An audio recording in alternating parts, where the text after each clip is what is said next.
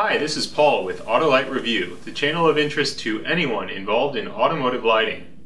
Hi, today we're going to be looking at a new product from Morimoto, their new XC LED rings. It is their newest product in the LED lineup, and we've gotten a pair of 80mm here, and we're going to try it out. I've already taken a quick look, but we're going to go through it, tear it down, see how it works, and see how it performs. Now, before we get started, I want to let you know I do work for Diode Dynamics, a company that makes products that are competitive to this product on the market. So, take everything I say with a grain of salt. Otherwise, let's get started. Okay, now I've already opened the box and everything, but as you can see here, we've got the XC LED lighting box with the rings in it and the driver, diameter 80mm marked here. Not too much else on this box. Of course, the very nice packaging from Morimoto. And then we have the, I've already taken it off, but a card on here with the remote module here and a little diagram on the back for how to get it all connected. So first let's just get it all connected, see how we do. So opening up the box, you can see there's a driver, again marked, let's see here, 80. There's spots for 60, 70, 80, 90, 100, 110, 20, and 140. And then an other. I wonder what other is. And then we have a little date code here, I guess for QC or date of manufacture, with the Morimoto logo. So a little bit of sign of quality assurance there, or at least tracking to see, you know, production cycles and everything. Then we have it all bundled up. First thing to notice, obviously, is this looms wire, and it doesn't seem that there's multiple strands or a multi-core wire underneath it, so it's just for extra protection and looks. Really nice look, kind of a black with a dull gold color. Should look pretty good under the hood. We're going to take this apart, but I assume that there's going to be some type of constant current driver in here in order to power up these rings. Then we have the rings as well. Just standard rings here. Just have a black wire cover over the standard, looks like a 22 gauge wire coming directly to the ring. Now taking a look at that ring, we can see that there's a, you know, a little bit of glue around there to secure it. That's good. We don't want that breaking due to bending or vibration over time. So that's good. We'll take a closer look at these in a minute. Otherwise, the other ring, they were both bubble wrapped. And then you get some heat shrink to secure those connections. That's pretty nice. Definitely a requirement for under the hood lighting, keep everything weatherproof, and some zip ties to keep everything mounted in place. One thing with zip ties is that sometimes you get ones that just break right away. These seem pretty good, so not bad. Now let's take a quick look at the remote. So in the bag for this anti-static bag here, got some little red wire grommets in there, just floating around, almost dropped those. So these go with the 906 size plug, just standard plug I guess, to plug into any standard wiring system. And so you got the leads here. So I guess they do that so you can flip those around if you need to. Grommets go on, put it in, and you got it all connected up. Same braiding here on this remote. You have a little wire sticking off here. I guess this is probably the RF antenna. This is an RF remote, so I understand. And then we have 3 total outputs. Now there's 5 pins here, and most people probably might wonder why there's 5 total. Well, that's because you probably have a total of, you know, power and ground coming in. You have your red, green, blue, and common positive, I guess, probably common positive, and then you probably have an independent 12-volt power so that the driver can power up either an independent power or an independent ground. Probably an independent ground actually, so that the driver can effectively power up the rings. So you have 5 pins going to the driver, even though you have the 4 pins going out to the rings. Okay, so we've got everything connected, and I've got them going in the flash mode right now. Here's the remotes. Now, when looking at the remote, you can see, first of all, well, that's a little typo right there, XB instead of XC. I'm sure they'll fix that next time. XB is their previous generation of Halo, so I'm sure that's just a simple mistake. The biggest thing with the remote is it did not work at first, so I did have to put in a battery. It does not come with a battery at all. Luckily, I do have another remote. This is just a remote off eBay, and as you can see, virtually identical it seems, and it does use that same CR2025 battery. So I just swapped it over, and this one's good to go. One thing is this eBay one is a little bit heavier, even without the battery, than this one. I'm not sure what that's about, but we're gonna just try this out. You can see it does switch through the colors all pretty well. red, green, blue. White is really, I don't know how well you can see that with the color balance of the camera, but white is really a kind of a pale blue color. I've noticed that this is pretty common with these types of rings that are on the market, this really high density SMD ring style. You end up with a very blue color because the blue just overpowers the other colors from the driver. So that seems pretty common on the market. I haven't really seen a good available option otherwise. Just to look at the other colors on here, we've got an orange button here, and the orange is kind of a yellowish color, but then when you click, further down, it gets more and more and more yellow, almost even a greenish yellow look at the bottom there. But it is a good variation of color. The green jumps right from kind of a green to a teal. So there's green, there's the one right below it, teal. Then we just get more and more, and that's actually right here on blue. I guess that is much more blue now. So I don't know how well you can see all these different colors. It's probably getting purplish, but that's a solid blue, and it's kind of hard to pick up these colors. It looks like at the top end of the color mixing here, you're getting shoved way out of the original color. I mean, that should be kind of an orange, but it's a yellowish. Again, this is pretty common. Just some tweaks to the driver should be able to fix that. You might even be able to fix that yourself. I don't know. I'm sure they'll kind of refine that as they go. Otherwise, you got a flash mode, you got a strobe mode that just strobes the bluish white color. You have the fade mode. Actually, hold on. Now, I guess fade mode it doesn't seem to be fading. Fade mode is also strobe. So that fade button strobes it through, I guess, 7 different colors. So your primary colors plus the first mixed ones, or the, I guess, last mixed ones. And then, let's see, smooth. So smooth is a fading. So we got smooth, fade, which is actually a flashing. And I bet you can increase and decrease the speed. Yep, so most of these controllers work the same way. Whether it's this one or the older one with the modes in terms of, the brightness buttons will control the speed of the mode or the color brightness. So, and we can check out the brightness too, dim it on down, and that's how they work. So let's start looking at some of these details. One thing I forgot to mention with the rings on white, full blast, these are 2 80mm rings with the controller and everything. Just online, we've got 740 milliamps, so 3/4 an amp at 13.3 volts. I like to test things around 13.2 because it's a good representation of the automotive environment that they'll be working in. So we have around 9 or 10 watts. Again, 80mm white. Okay, so getting up close and personal with these rings, we can see that they're the standard newer, well, they're a newer type of RGB SMD on here, which is the I believe 0606 or 0605 size of RGB LED, making the rounds very quickly in China right now, and you're seeing a couple of these. This is the XC ring, of course, and you can see there's just individual RGB SMDs, which means they have 3 chips each, all the way around. There's about 80 on this ring, I believe, and it's kind of hard to count. Should be a multiple of 3, of course, but there's about 80 on this ring for the 80mm ring. On this back, you can see it's also stamped 80 and 81, so maybe that means that it's 81 LEDs. That would make sense, right? Multiple of 3? I'm not sure. You can count yourself if you'd like. Pause the video. And then on the back, of course, we have just our wire connections like normal, with that goop in order to hold them in place and to prevent any failure.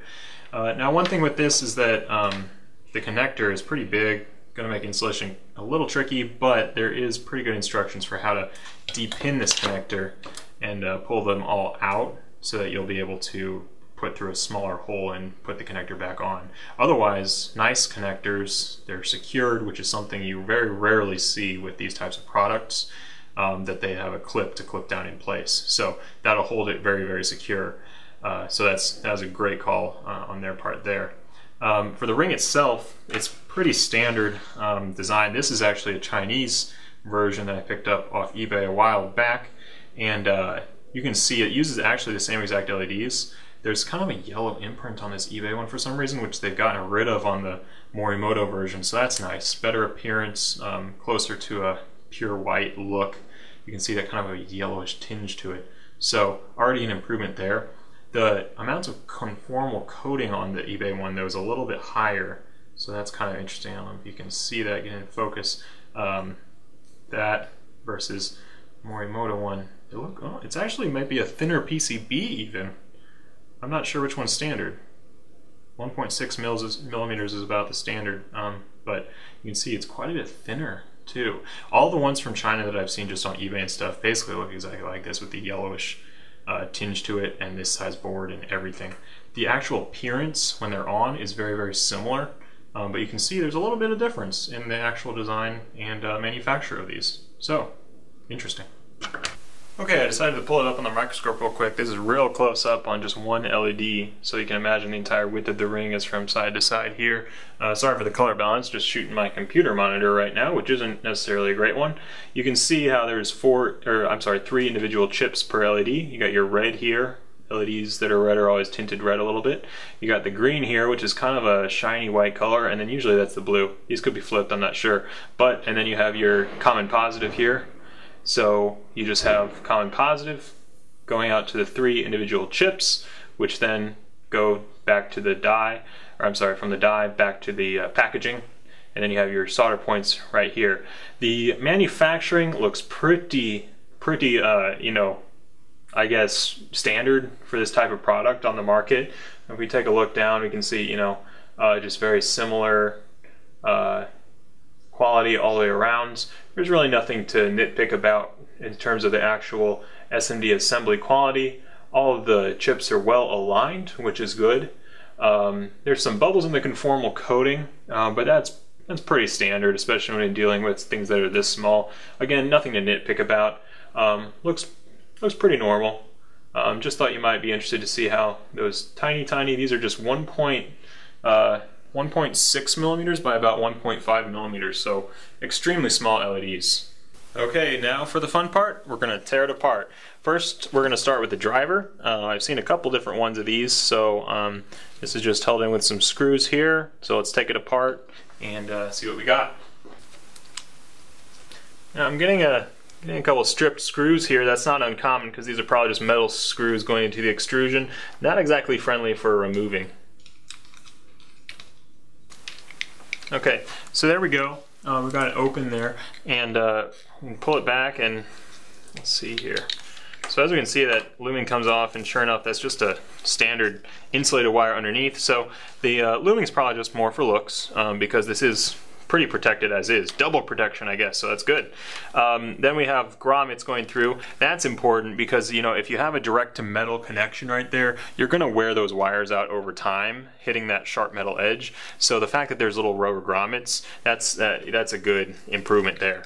Inside, though, we can see there's just some what looks like just standard hot glue, kind of goop holding those wires down in place, and I'm not even really sure if it's holding the wires. I did get word from one of the distributors of this product, the retrofit source, that they are going to be probably adding some more conformal coating to this entire board in order to make it more waterproof. So that's good, because right now it's pretty bare. Oh, there's something. 810. 810. Wonder what that could be. Maybe that related to that 800 milliamp figure we were looking at. Maybe it should be going at 810 milliamps. That's generally what these would be for because it is a constant current driver. Let's pull it. Let's see. We're getting kind of stuck on this side of the wire here. Hold on, let me take this off. All right, we're in the other side, and as you can see, there's a lot more glue on this side. I mean, that's going to hold everything in there real nice and secure, and maybe even prevent some of the moisture from entering. But we can get the rest of the whole panel off now, or at least get a better look at things. Okay, so taking a look at the driver up close, we can see that we have some standard, what I assume are power MOSFETs here. RU3060L is the marking. We have some power inductors. 470 microhenries, so pretty good values there in terms of the inductive capacity. This is clearly meant to drive a high capacity system. We also have a little cap, surface mount shielded cap right here. Looks like that's a 47 microfarad. And then we have three individual, what looks like little digital circuits. I assume probably to adjust the power going to the MOSFET, which is then converted on an inductive load going output to the actual rings. So this might actually be adjusting the total current of each channel rather than the voltage like you'd see with a normal LED driver. Let's see, other things to note on here, what's clearly thrown, it looks like what's clearly thrown in here afterwards is those control resistors. I don't know how well you can see them, but it looks like those have been hand soldered on. So the whole board is likely made, and then the little control resistors are soldered on. There's 2 of them, which allows for more variance in the values, but you can see that's just a 56 ohm, or maybe even 5.6. I'm having a hard time reading through the camera here, but those have been clearly hand soldered on afterwards. It's not that great a soldering job, but I really wouldn't expect this to go anywhere, and especially if they're going to be applying a conformal coating, I wouldn't be too concerned. You know, that's what QC is for. So on the back here you can see some big planes, so that's good in terms of thermal regulation. One thing you have to be careful with these MOSFETs is that they are going to get quite hot, so that's another good reason to go for the aluminum enclosure and everything, because that can be problematic, especially in warmer temperatures, and especially if it's under a hood and even less capability to dissipate heat. And next up is the controller. So once again, screws all around. And now we're in. So we have the power and the RF signal coming in here, and the outputs here. Again, covered all up in the glue. Now, what's really fascinating about this is that this seems to be some type of digital circuit here. Well, it's a digital circuit, but it seems to be outputting some type of digital signal. Yeah, well, it's clearly analog, but it doesn't seem to be a 12-volt maximum potential because there's really no power regulation in this at all. It seems to be just passed through from a signal, and then it passes through the primary voltage direct to the board. So that's really interesting. I've never really seen a controller that outputs anything other than 12 volts. But look how thin that is. Look how lightweight that is. And I mean, that's not getting hot. Well, it's not plugged in, but there's no power control on it. It's not going to get hot. All you have here is a couple ICs, and I'm not even really sure what they are. I'll take a look later here, but essentially we just have our oscillator generating this for the RF signal, and I think most of this is just the RF control. Nothing on the back. Again, planes, clearly same designer as the and manufacturer as the actual ring driver, but this is a very unique controller. Well, I'm just too curious, so we're going to see how this works. Of course, just pull out the meter. So I've got the output going here, and I've got it on white, of course. Again, color balance, I don't know if you can see, but that's the white. And when we switch it to white, a regular remote system is going to output basically a 12-volt common positive, and then 0 volt to grounds, or basically, and give that the 12 volt potential in order to deliver that full power. The COB drivers that I've seen on the market are then compatible with it. The thing is, for these newer COB systems, is that if you're delivering power with the driver at a preset level, you really don't need that much power from the remote, because the remote just has to be delivering the signal. And it looks like that's what they've done here, because again, there's no power control of any type on the board. So let's see what we get if we go probing around a little bit. So the going into this connector, we've got a red, green, and blue, or red, blue, and green wires, so that's clearly the colors. And we have a white and a black. I'd imagine that the black is the constant power or ground in order to run the driver. From the white wire, though, to the colors, we should see that should be our differential in potential that determines the color. So we've got it at 1 volt right now. And let's try raising the brightness. I got it dimmed down for the camera, just so we don't watch everything out. But if we raise the brightness here, there we go. So that's maximum, and that's 5 volts. If we go to green, we're on the green wire right now on our positive side. So there's 5 volts as well. So it looks like we actually have a positive side for the colors, which is, again, unique, not common. And then we have a constant 0 volts on the white, and then probably, I'd imagine, our full power positive on the black. So let's try that out. Yep, and sure enough, there's our positive 12 volts. So white is the ground, black is the full power going through to the driver so it can handle the power, and then our RGB colors are actually positive signals as well, and that's going to control the brightness of each color and how they get mixed and everything. So, and we can verify that if we go to blue, 0, and of course green. There's our 5 volts again, dim it down, we can see that drop. So, very interesting system. So this board, sure enough, is just the RF controller, and the entire job here is to generate that RF signal and send an analog signal to the driver to determine the brightness of the colors. So what does this setup mean? This means that this is just going to handle the RF signal here. So the primary function of the controller is just to grab the signal from the remote and then output a 0 to 5 volt analog signal that is then interpreted by the driver for the unit, which is then going to output the correct current in order to create that brightness in the component. The major takeaways here is that this will probably be reliable because we're not dealing with 2 power system controls. We only have a very, very simple RF control board here, essentially, with the power output board here. The downside of this is that it's going to be very, very difficult to install any other brands or types of components with this system. This is not common. If you plug something into this, first of all, it'll probably not work because the polarity isn't the same. Most devices are common anode, which means a common positive. On this one, you got a common cathode. Also, you're only seeing a 0 to 5 volt potential, and you're going to draw so much power through this control board immediately that you're probably going to fry it. So whatever you do, don't plug in other devices into this controller. So that in some ways, you know, that's nice because that allows them to create the ecosystem for the products that is going to be well regulated and controlled with only the, you know, the type of quality or products that they'd like to see on the market. However, it doesn't leave it too open to other devices. Obviously, if you'd like, you can just take the driver board and connect other LEDs to it. But of course, that's, you know, going to void your warranty. Of course, all this is going to void your warranty, I'm sure.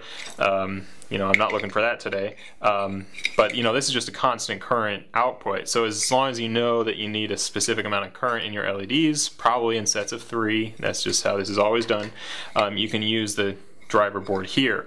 All the power is going to be handled by this, and it's going to be very device specific because we got that 810 milliamps of current maximum potential output. Basically, you're interpreting the signal, which is then brought in from the controller. So that's how this all works. So that's going to be it today for the XC Halo LED lighting set from Morimoto. Very interesting stuff. Never seen the completely independent RF system, independent from the power control. It's a whole new way of kind of looking at it and doing it, but this is the first product on the market for them, so this is the time to decide if they want to take that route. Again, it's not going to be compatible with other components. However, you know, the end result of the rings is, you know, a good one. It's a good effect. Getting those surface mount diodes so tightly packed together on the ring creates almost a solid look, and it looks really nice. The look is very similar to the type of products you can find on eBay, things like that. However, the build quality and quality control is clearly quite at another level. We're not using just generic cheap controllers. The controller itself is very basic, so the cost isn't too high. However, it was thought out, at least in the design process, to specifically power these types of components and none other. So it's a great step up. You know, great packaging, great overall product, a great attempt into the market of these, you know, tight COB style RGB rings, I have to say. Very impressive overall, and that's it. If you have any questions, please feel free to ask, and thanks for watching. See you next time.